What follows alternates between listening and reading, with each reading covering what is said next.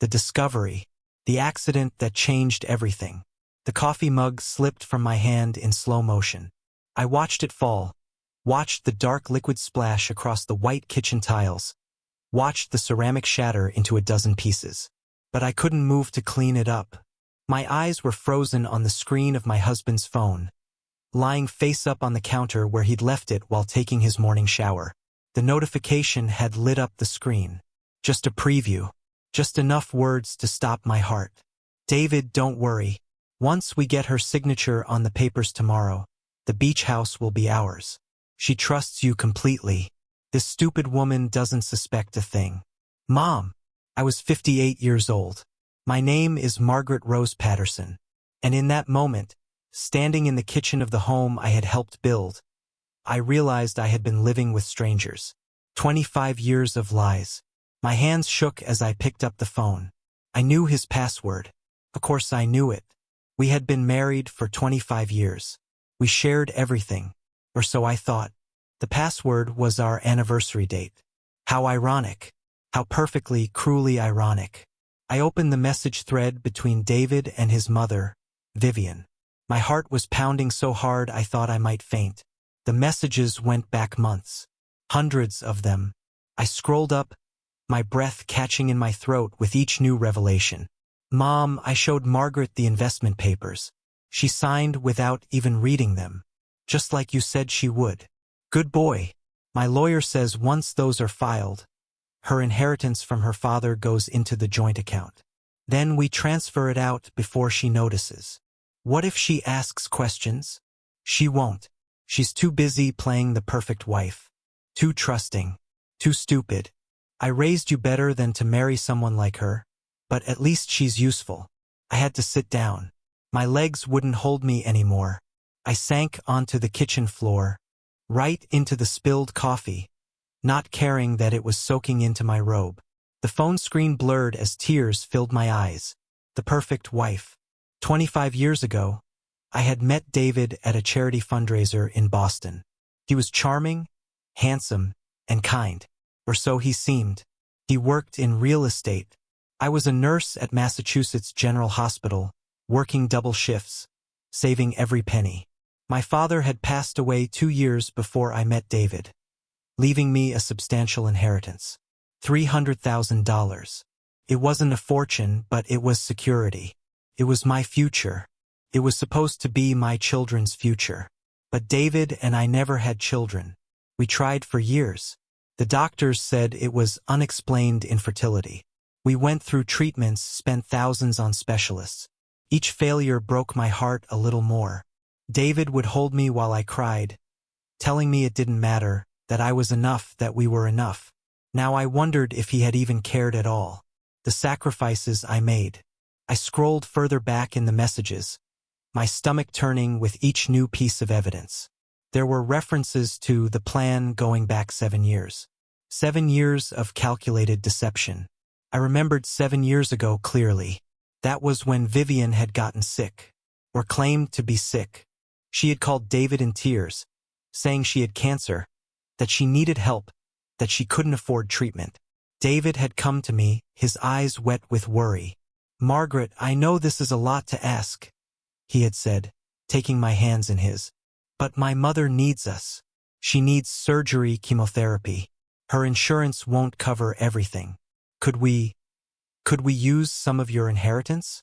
I'll pay you back. I swear. I hadn't hesitated. Not for a second. She was his mother. She was family. I had withdrawn $50,000 and given it to him. He had kissed my forehead and called me an angel. Now, reading through the messages, I learned the truth. Vivian never had cancer. She used that money to buy a condo in Florida. A condo I had never been invited to visit. A condo that was in her name and David's name. Not mine. Never mine. The warning signs I ignored. The shower was still running upstairs. I had maybe 5 more minutes before David would come down, smelling like expensive cologne, kissing my cheek absently before heading to work. 5 minutes before I would have to look into his eyes and pretend I didn't know he saw me as nothing more than a stupid woman to be used. I kept reading, my horror growing. David, when are you going to divorce her? You've gotten almost everything now. Not yet, Mom. There's still the beach house. Dad left it to Margaret in his will, remember? If I divorce her now, she keeps it. But if she signs it over to me first, thinking it's for tax purposes, then we can file for divorce and she gets nothing. Smart boy. You really are my son. I learned from the best. Besides, she's getting old. She's so desperate to keep me happy that she'll do anything. It's pathetic, really. The beach house. My father's beach house in Cape Cod. The place where I had spent every summer as a child. The place where my mother had taught me to paint, where my father had taught me to sail. The last piece of them I had left. David had been asking me about it for months. He said we should transfer the deed to both our names for estate planning purposes. He said it would save on taxes when I died. He said his lawyer friend could do the paperwork for free. He said he loved me and wanted to protect what was ours. Tomorrow, he had said, we would sign the papers. Tomorrow morning. His lawyer friend was coming to the house at 10 a.m. The full picture emerges. I forced myself to keep reading. My brain felt like it was splitting in two. One half was the Margaret who had woken up this morning, happy and oblivious. The other half was this new Margaret, the one learning that her entire adult life had been a lie. There were messages about the joint bank accounts David had convinced me to open. Messages about the credit cards he had taken out in my name. Messages about the investments he had made with my money, investments that somehow always lost value while his personal accounts grew larger. I transferred another $20K from her account today. She never checks the statements. I told her years ago that I handle all the finances to reduce her stress. She actually thanked me. Excellent. That should cover the boat payment. Have you thought about the life insurance angle? My blood ran cold. What do you mean? Well, she's a nurse. She works with sick people. Accidents happen. Just saying. You're the beneficiary, aren't you? Mom. I'm not going to kill her. That's too risky. I didn't say kill her. I said accidents happen. She's clumsy. She could fall down the stairs. She could take the wrong medication. She works night shifts at the hospital. Anything could happen on those dark streets. Let's get the beach house first. Then we'll see. Couldn't breathe. I literally couldn't breathe. My chest was tight, my vision was narrowing. They had discussed killing me. His mother had suggested it. And David hadn't said no because it was wrong. He'd said no because it was risky. The woman in the mirror. The shower stopped. I heard the bathroom door open upstairs. I had maybe 2 minutes. Moving on autopilot, I grabbed my phone and started taking pictures. Every message, every thread, every piece of evidence. My hands were shaking so badly that some of the photos came out blurry, but I kept going. I took over 100 photos in 90 seconds. Then I put David's phone back exactly where he had left it. I grabbed paper towels and quickly wiped up the spilled coffee. I threw the broken mug pieces in the trash and buried them under other garbage. I changed out of my wet robe and put on jeans and a sweater. By the time David walked into the kitchen, I was standing at the stove making scrambled eggs, my back to him. "Morning, beautiful," he said, his voice warm and loving. The same voice he used in all those messages when he called me stupid, when he called me pathetic, when he discussed with his mother how to take everything I had. "Morning," I managed to say. My voice sounded strange to my own ears, but David didn't seem to notice. He came up behind me and wrapped his arms around my waist, kissing my neck. I had to fight every instinct not to pull away, not to vomit, not to scream. "Are you excited about tomorrow?" he asked. "My lawyer friend is coming at 10 to help us with the beach house paperwork. It's going to save us so much money in taxes, Margaret. Your dad would be proud of us for being smart about this. He invoked my dead father while planning to steal my father's house. The casual cruelty of it almost broke me. Yes, I heard myself say. I'm excited. The plan begins to form. David ate his breakfast quickly, kissed my cheek, and left for work. The moment his car pulled out of the driveway, I collapsed. I sat on the kitchen floor and sobbed. I cried for the 25 years I had wasted. I cried for the children I never had. I cried for the love I thought was real. I cried for the woman I had been just 1 hour ago, the woman who had believed she was cherished. But I didn't cry for long. Something inside me was changing. The shock was wearing off, and in its place, something cold and sharp was forming. I was a nurse. I had spent 30 years dealing with emergencies, staying calm under pressure, making life-or-death decisions in seconds. I had held dying patients' hands and comforted grieving families. I had seen the absolute worst of humanity and the absolute best. I had survived my father's death, my mother's long illness, years of infertility treatments, and countless night shifts in a busy ER. I was not weak. I was not stupid. I was not pathetic. And I was not going to let them destroy me. I picked up my phone and started making calls. First, I called the hospital and told them I needed a week of personal leave. Family emergency.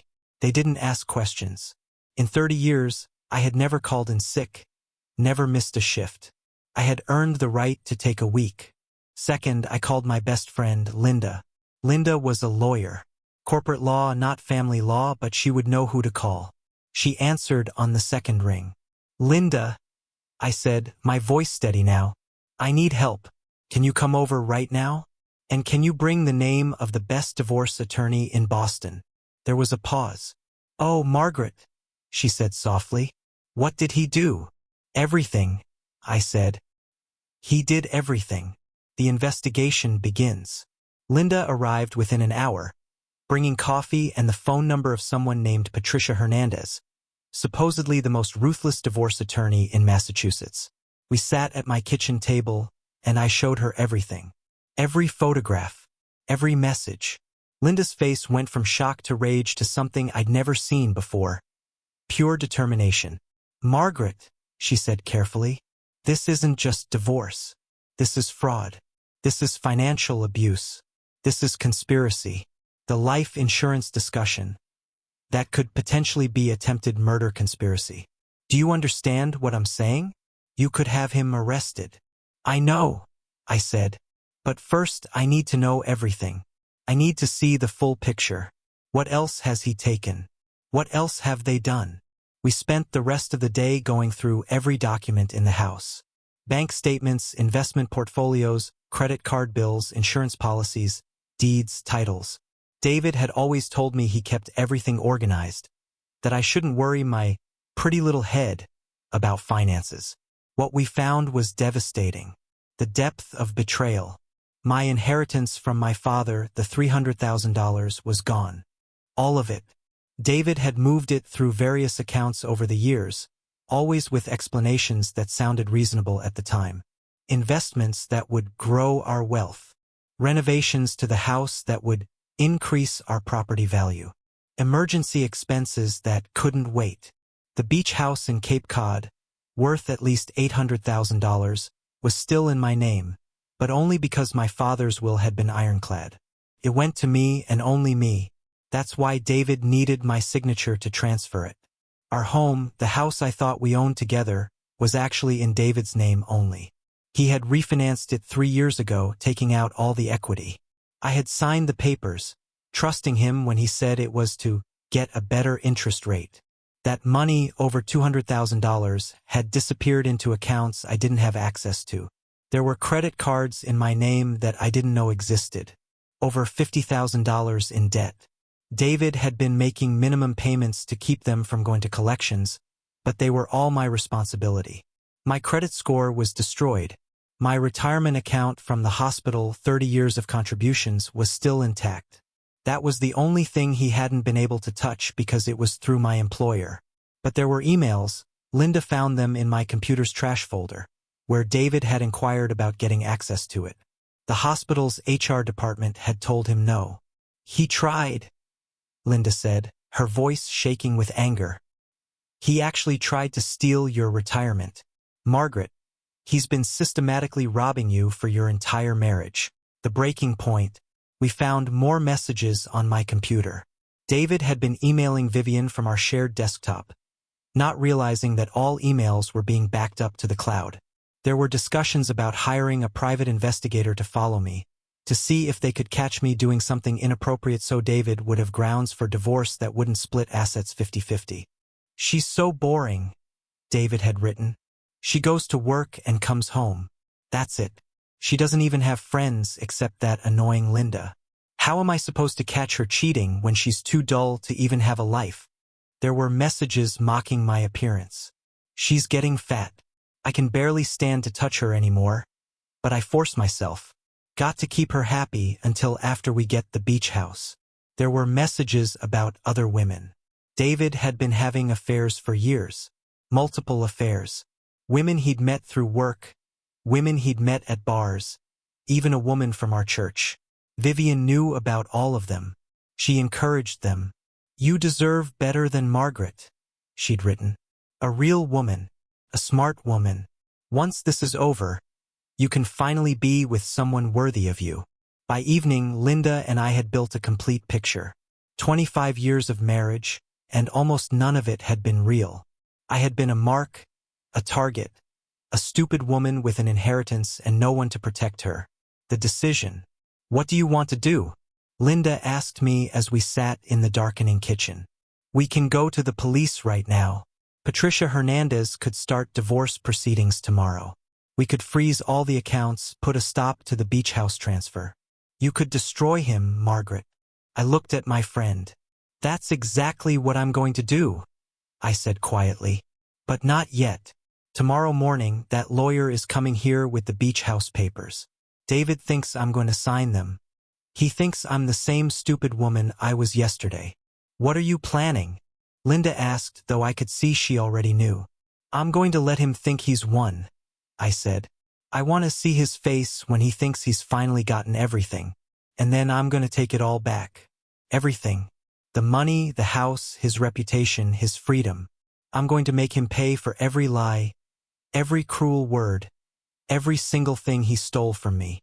Linda smiled. It wasn't a nice smile. It was the smile of a woman who had seen too many men underestimate women. I'll call Patricia tonight. We'll be ready.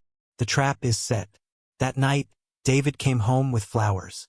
Cheap flowers from the grocery store, probably grabbed as an afterthought. He kissed my cheek and said he was excited about tomorrow. He said we'd be setting up our future, protecting our assets, being smart about our legacy. I smiled and thanked him for the flowers. I made dinner his favorite meal. I laughed at his jokes. I played the role of the loving, trusting wife one more time. After dinner, he went to his study to catch up on work. I knew he was really messaging Vivian, probably celebrating their imminent victory. I went upstairs and packed a bag. Just essentials. Copies of all the documents Linda and I had found. A change of clothes. My mother's jewelry. My father's watch. The things that mattered. I hid the bag in the trunk of my car. Then I called Patricia Hernandez. She answered even though it was 9 p.m.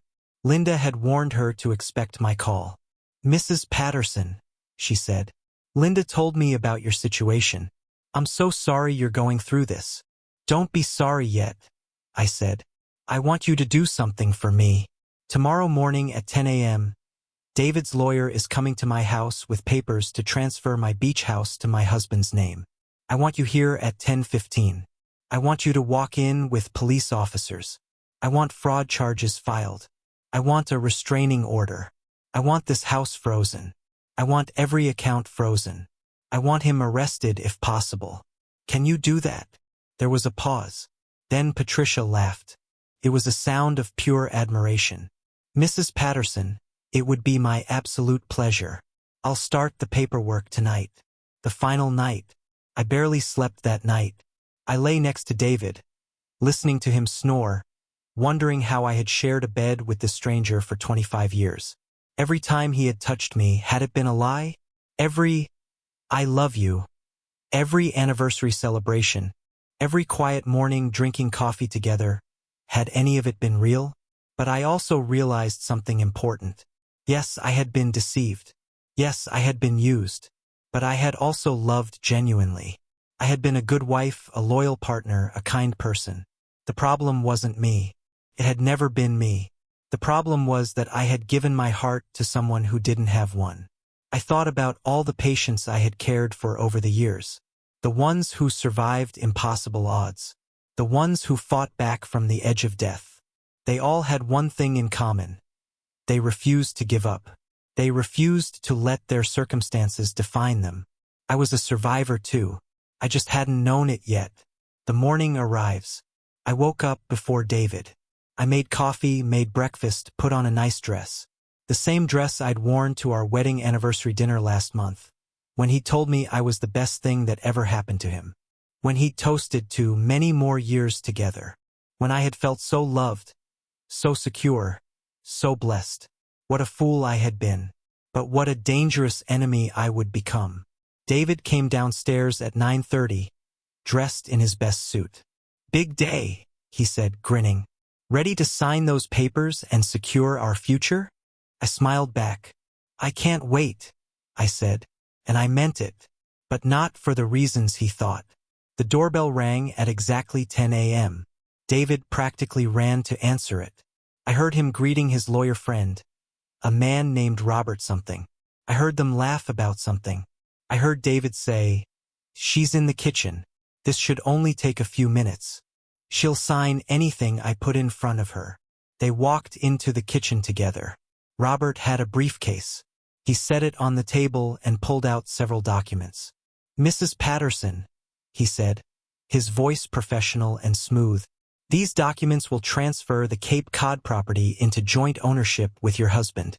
It's a simple process that will save you considerable estate taxes. All you need to do is sign here, here, and here." He pointed to signature lines. I picked up the pen he offered. I looked at the papers. They were exactly what I expected. A complete transfer of my father's house to David. Once I signed, it would be his, and then I would have nothing. David was watching me, his eyes eager. This was it. This was the moment he'd been planning for years. The moment he finally got everything. I set down the pen. "No," I said softly. "I don't think I will." The silence in the room was absolute. David blinked. "What?" I said no. I looked at him directly. "I'm not signing." David forced a laugh. "Honey, you're confused. This is for us. For our future. You know this is the right thing to do." "Is it?" I asked. "Is it the right thing? Like it was the right thing when you stole my inheritance? Like it was the right thing when you destroyed my credit? Like it was the right thing when you and your mother discussed killing me?" David's face went white. Robert looked confused and started gathering his papers. "I think I should leave." "No," I said. "Stay. You might want to witness this." The doorbell rang again. David looked at me, then at the door, panic starting to show on his face. "Who is that?" "That," I said, standing up and walking to the door, "is my attorney, and the police." I opened the door. Patricia Hernandez stood there in a perfect black suit, with two uniformed officers behind her. She looked at me and nodded. "Hello, Mrs. Patterson. I'm here to serve your husband with divorce papers, a restraining order, and to file formal fraud charges." David appeared in the hallway, his face now gray. "Margaret, what are you doing? This is insane." Patricia walked past me into the house. She handed David a thick stack of papers. "Mr. Patterson, you're being served. These documents outline your wife's filing for divorce on grounds of fraud, financial abuse, and conspiracy. You are ordered to vacate this property immediately. Additionally, criminal charges are being filed with the district attorney's office." "This is crazy," David shouted, looking at me. "Margaret, think about what you're doing. We can work this out." I looked at him. 25 years of memories flashed through my mind. But they were lies. All lies. "I know exactly what I'm doing," I said. "I'm finally being smart. Like you always said I should be." As the officers explained his rights and the terms of the restraining order, as Robert fled the house, as David's face crumbled from shock to rage to fear, I felt something unexpected. Peace. For the first time in longer than I could remember, I felt peace. The story was far from over. The legal battles would be long and difficult. Vivian would have to answer for her role.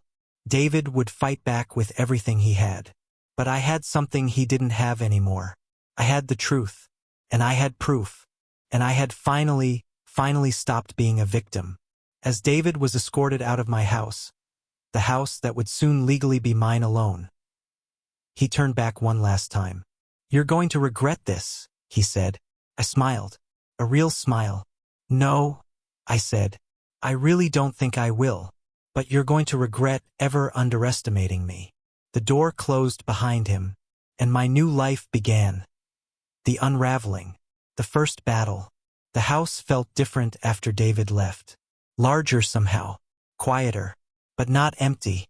For the first time in 25 years, it felt like mine. Patricia Hernandez sat across from me at the kitchen table. Her briefcase open, documents spread everywhere. Linda sat beside me, holding my hand.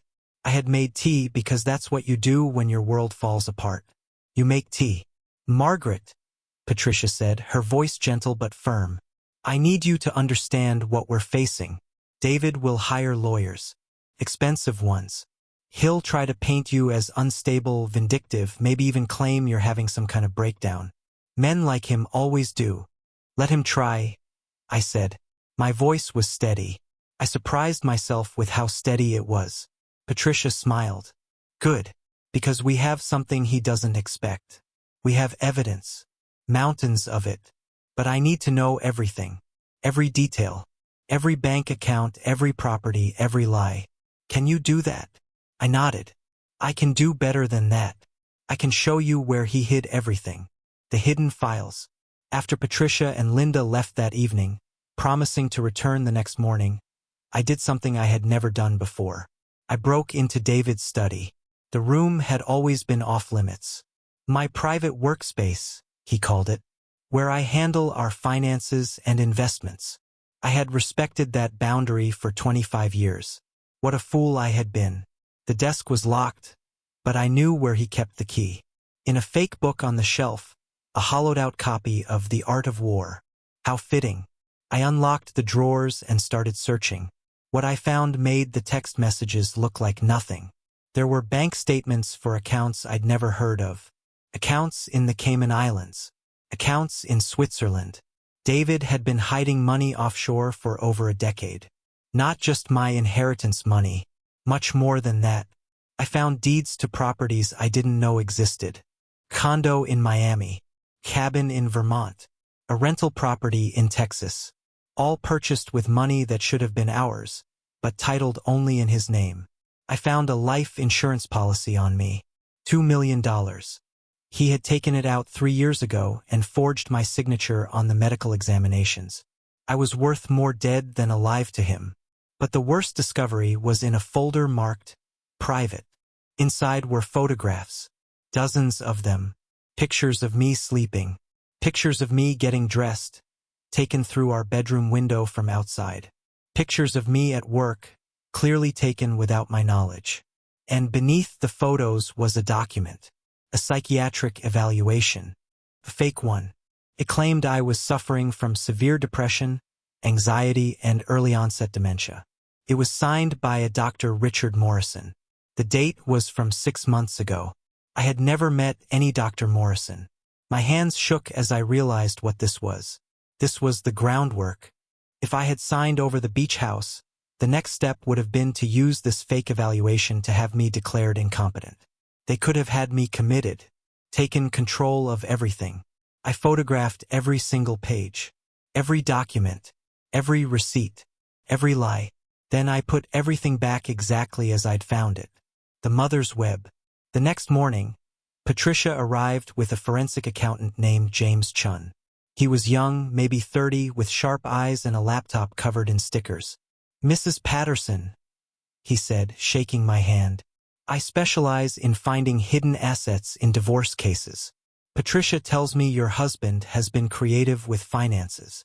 "That's one word for it," I said, showing him the photographs I'd taken. James's eyes widened as he scrolled through the images on my phone. "Oh, this is good. This is very good. These offshore accounts, if we can prove he used marital assets to fund them, they're fair game in the divorce. And this life insurance policy with the forged signature? That's fraud. Criminal fraud. We spent the entire day going through everything. James traced money flows, identified shell companies, found patterns of deception that went back to before we were even married. "Margaret," he said finally, looking up from his laptop, "I need to tell you something. Your husband isn't just a con artist. He's a professional. These structures, these offshore accounts, the way he's layered the shell companies. This isn't amateur hour. He's done this before. Probably multiple times." My blood ran cold. "What are you saying?" Patricia leaned forward. "James, can you check something for me? Check marriage records. Check if David Patterson was married before." James typed rapidly. The room was silent except for the clicking of keys. Then he stopped. His face went pale. "Oh my God," he whispered. The previous wives. David had been married before. Not once. Twice. The first wife was named Caroline Winters. They had married when David was 24. She was 35, a successful real estate developer. They divorced after 3 years. Caroline died 2 years after the divorce in a car accident. Single vehicle collision. She lost control on a mountain road. The second wife was named Jennifer Hartley. She was 42 when they married. David was 29. Jennifer owned a chain of boutique hotels. They were married for 4 years. She died 1 year after their divorce. Accidental overdose of sleeping pills. Both women had left David money in their wills. Caroline left him $200,000. Jennifer left him $400,000. "He's a black widower," Linda whispered, her face ashen. "Margaret, he marries women with money, divorces them, and then they die. And he inherits." Patricia was already on her phone. "I'm calling the police. Right now. This isn't just divorce anymore. This is possible murder. Multiple murders." I couldn't speak. Couldn't breathe. I had been married to a serial killer. I had shared a bed with a man who had potentially murdered 2 women. Women just like me. Older women with assets. Women who trusted him. The life insurance policy. The fake psychiatric evaluation. The discussions with Vivian about accidents. It had all been leading to the same end. I was supposed to be wife number 3. The one who died in an accident and left him everything. Vivian's role. While Patricia was on the phone with detectives, I called Vivian. I don't know why I did it. Maybe I needed to hear her voice. Maybe I needed to understand how a mother could raise a monster. She answered on the 3rd ring. "Margaret." Her voice was surprised. "Where's David?" "He's not answering his phone." "He's not here," I said calmly. "I threw him out. I know everything, Vivian. Every lie, every theft, every plan." There was a long pause. Then she laughed. Actually laughed. "You stupid woman," she said. "You think you're so smart? You think you've won? David will destroy you. He always wins. He's brilliant." "Is that what you told Caroline?" I asked quietly. "And Jennifer? Did you help him with them too?" The laughter stopped. The silence was deafening. "I don't know what you're talking about," Vivian said, but her voice had changed. It was careful now. Scared. "David's been married twice before me," I said. "Both wives died after divorcing him. Both left him money. You knew, didn't you? You helped him." "You can't prove anything," Vivian hissed. "Those were accidents. Tragic accidents." "Maybe," I said. "But the police are going to investigate now. Both deaths. And they're going to find the patterns. They're going to find your phone records. Your messages. Everything." I could hear her breathing, rapid and panicked. "If you go to the police, I'll tell them you're crazy. I'll tell them you're making it all up because you're jealous and bitter." "Too late," I said. "I already went to the police. And Vivian, I have your messages with David. All of them, including the ones about killing me." She hung up, but I had recorded the call. Everything she said. The way she didn't deny knowing about the previous wives. The way she threatened me. It was all evidence. David's counterattack. That afternoon, David's lawyer called. Not the friend who had fled my house, but a real attorney. A woman named Sandra Blackwell, known for representing wealthy men in messy divorces. Mrs. Patterson, she said, her voice dripping with false sympathy. I represent David Patterson. My client is very concerned about your mental health. He tells me you've been acting erratically, making wild accusations, throwing him out of his own home without cause. His home, I said. The home that's in his name only because he refinanced it without my knowledge.